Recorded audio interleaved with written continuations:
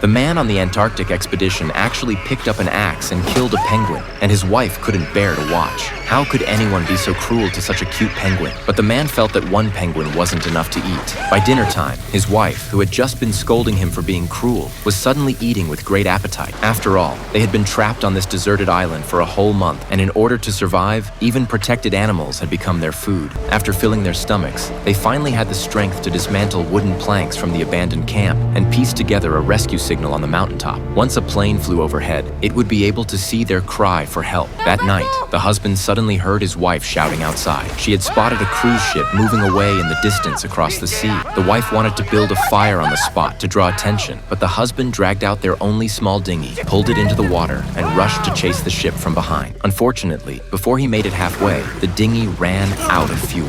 When he turned back, he realized he was already too far from the island to return, and in despair, he completely broke down. The next morning, the wife stood at the shore, never seeing her husband's figure, and assumed he had been rescued, leaving her behind alone. She couldn't believe it. Why hadn't her husband come back for her? She felt unbearably cold inside, her eyes empty and full of despair. Several days later, just when she was helpless and ready to give up, she suddenly heard movement outside. Rushing out, she saw her husband staggering back, gravely injured. It turned out the dinghy had been blown by the waves to the far side of the island. In order to find his wife, he had trekked through the freezing wilderness for 5 days before finally returning to the abandoned camp. But because of this, he became gravely ill and was bedridden, forcing his wife to go out daily in search of food while also caring for him. After another month, the wife could no longer bear it. She made a bold decision, sneaking out alone in the middle of the night, determined to circle the island to see if there were any signs of human activity. The husband knew he had been abandoned, but he pretended to be asleep and did not stop her.